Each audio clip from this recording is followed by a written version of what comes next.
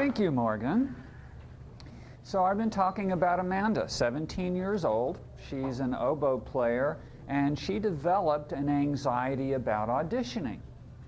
Now, she's played with the Atlanta Symphony Orchestra, she's played with the Los Angeles Youth Orchestra, so she is someone who's a very good musician and is getting professional jobs even at her early age.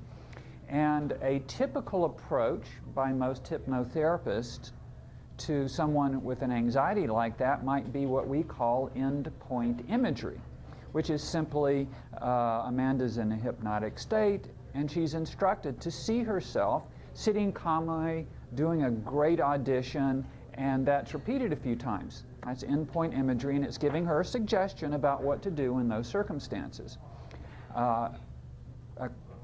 Another thing that might be the case for someone who's doing a more conventional type of hypnotherapy is that she's just told you're very calm when you're auditioning. You feel great. You enjoy the process. Those are all just direct suggestions.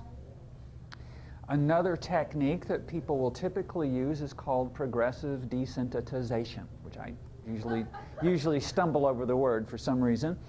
And so imagine getting ready for your audition to the point where just before the anxiety starts. Well, let that anxiety step into that moment, a little bit of anxiety, and just wait until you get calmer, and then calmer and calmer, eventually all the way through the whole process.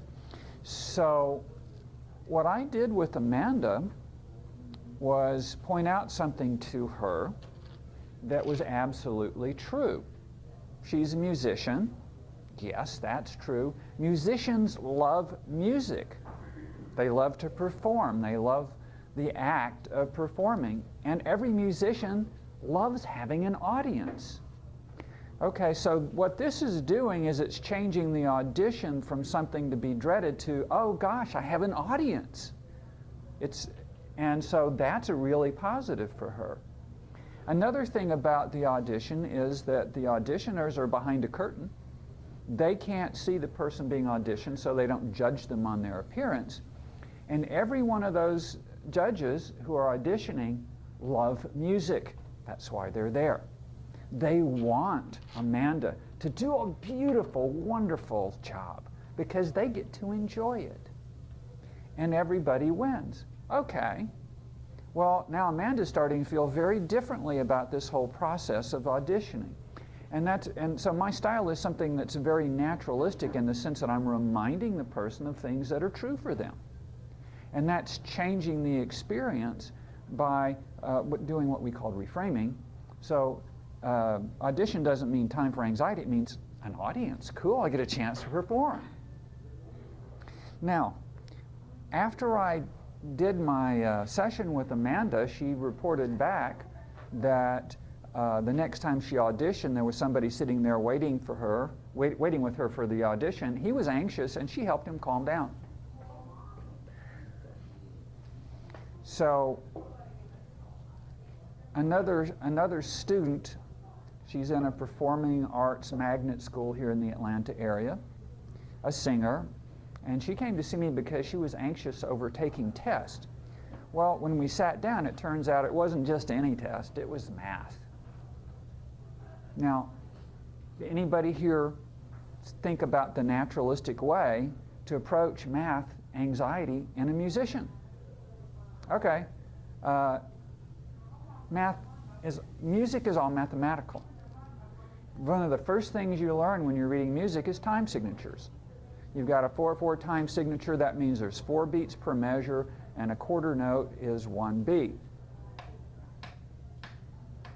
And so we start with that beat. Okay, that's mathematical. The intervals between notes, which make harmonies, that's mathematical as well. 1, 3, 5, 8. Well, that is a major chord. C is 1, and then E, and so on up the scale. And also, every harmony is harmonic because the vibrations, the frequencies of the sound are going to be in resonance with one another. Oh gosh, she's not feeling so scared about math anymore because she knows that something that she loves which is music, is mathematical. And so how can she be afraid of math?